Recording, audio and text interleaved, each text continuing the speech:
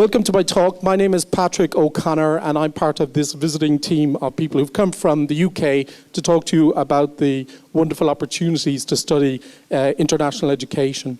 I work for a university called London Metropolitan University, which is a very large university in the centre, right bang smack in the centre of London. And I'm not an international representative like many of the people that you see out there. I am in fact an academic. So that means that what I'm going to do and what I'm going to talk about is slightly different from what others have done. My background is I'm originally an economist, but over the years I've come to work for this business school and I've drifted into other allied areas of learning and development for managers and for students. And I also teach now in areas like learning and development, management development. And it is in this context that I'm going to deliver this half hour or so talk. Now, although I'm here as part of this British delegation, I am in fact Irish, as you probably can tell, because my name is O'Connor. And we have lots of beautiful features, us Irish people, but we have some bad ones. And one of the bad ones is time management. We are very, very bad. So I need someone to help me. I think I've got about half an hour or so, but really it could take me half an hour to say hello. So once we get to about 25 minutes in, I've got about 10 past now, perhaps someone can cough loudly or pretend to die or something, just so that I know. Actually, I'm going to nominate someone. I'm going to nominate this gentleman here to help me with time management. Is that okay? Have you got a clock? Well, give me a big wave at 25 minutes past, okay? And I'm going to talk about a couple of themes. I'm going to talk about 3 themes, but I suspect I may not have time for questions within this auditorium. So what I'll do is we'll have a talk, and if you find it interesting, that would be really exciting, and then you can come up and talk to me at my stand later on. Is that okay? Now, the 3 things I want to talk about are interrelated, and here are the 3 themes. The first of these themes is the future. What is the future and what does it mean for us? And that's a very exciting title, and I think that's why most of you are here. The second theme I have is what is the knowledge economy? Because this is something that is very much in common parlance at the moment. And what part of the future does that have and what does it mean for us?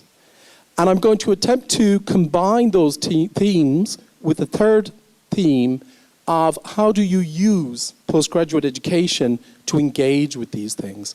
And I hope that makes sense. So if I was a student sitting here and I was Brazilian and I was thinking of going abroad, the themes that I think people need to be thinking about are, what's the future?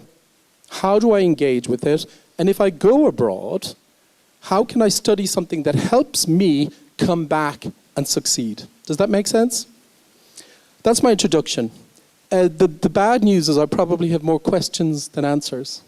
It's really about us talking about those things, and it's about you perhaps finding your own answers to many of these questions. But I think that's a worthwhile thing to do. I'm still at my introduction. Again, this is an element of being Irish, so I apologize. There are 2 more kind of contextual introductions here. One is that one of the things we say about Brazil abroad is this.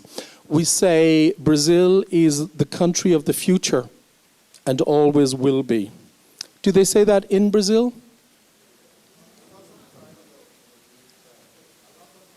A lot of time ago. You don't hear it said as much, but actually, and sometimes I think people say it in a very problematic way, but actually what we hear abroad, and my experience of coming to Brazil 5 times in the last 2 years, is that very much Brazil is a nation, is a country that's going places. So Brazil is, I think, definitely a country that is heading into the future and taking a lead on the future. The second thing is I have to mention something really important that happened in the news. Well, something very sad. And that is someone very famous died a couple of days ago, Steve Jobs. You all familiar with that? Now, the reason I mention that is that is a really interesting, the fact that the poor man died is very sad, and that he had such a horrible illness is very sad for those who loved him and for himself. But of course, it's also really interesting the outpouring of grief which has been global and international, and the level of media attention it has achieved. Because at one level, Steve Jobs was an industrialist or a businessman, but at another level, he was very much a man concerned with the future. He is one of those people who have developed icons of the future. We here today are going to ask the question, what is the future going to be? And it was Steve Jobs who was answering that question for many of us till a few months ago. And I think history will give him a great prominence in this era. So these are the things I hope to talk about. As I said, I probably have more questions to ask than answers to give.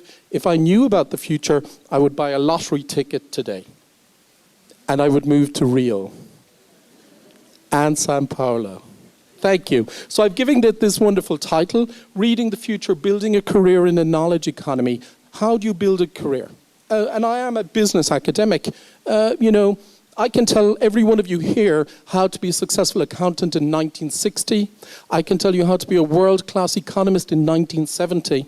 I can tell you how to be a brilliant CEO in 1980, because these are all matters of history. We know what happened, but no one pays for that information.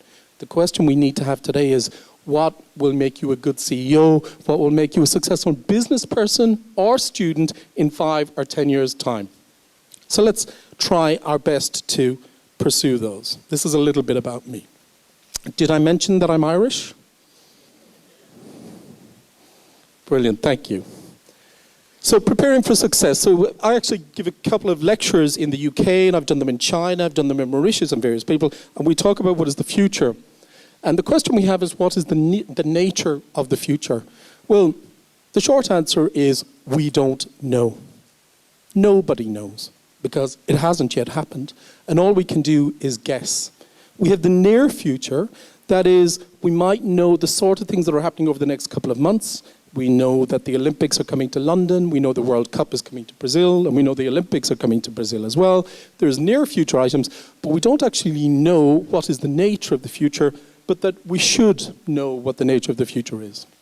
Now, one of the elements of the future, there are many emerging elements, but one of the elements of the future is that we may be halfway through, we may be coming towards the end. No one has yet determined, but we may be entering into what we know as a knowledge economy. And I'll talk a little bit about that. And I'll suggest how you can use international education to prepare or to succeed for all of these. The first thing about the future is that the future has a history. And I'm very tempted sometimes to write a book in this area. And the book title I would give is A Short History of the Future. And I like that title so much that I'm almost tempted to actually write it. That is that the future, or what the future entails, people have been considering that forever. In medieval Europe, in classical Europe, people have always been concerned about what do we mean about the future.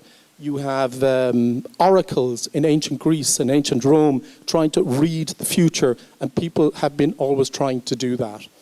But within organizational behavior, we have much more serious and academic concerns, and we have people like Alvin Toffler.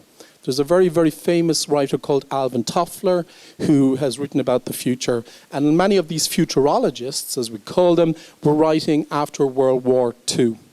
Has anyone in the room heard of Alvin Toffler and what he said? Several people have. You don't remember. Alvin Toffler comes up with the concept of future shock. Has anyone heard of future shock? Future shock is one of the risks. So we know about the future that it is primarily unknown, but we know that it has risks, and we know that it has challenges. And the most famous risk of all is the one that Toffler refers to as future shock. Now, future shock is related to something called culture shock.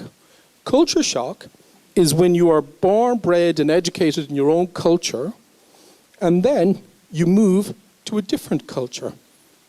And you see something or experience something that is at odds with your cultural expectations, and you experience a shock. Okay, does that make sense? I had one the very first time I went to Rio. In Ireland, the weather is awful. If you go on the beach, you wear a raincoat, an umbrella, 2 jumpers, and Wellingtons.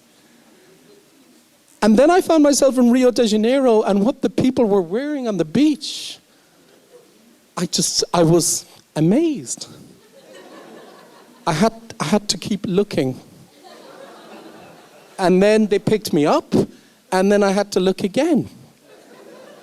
And this was my example of culture shock. And someday I invite you all to stand on a wet and windy beach on the west coast of Ireland and experience the same culture shock when you see how many layers of clothes people wear. And it is, of course, the same ocean, the Atlantic Ocean.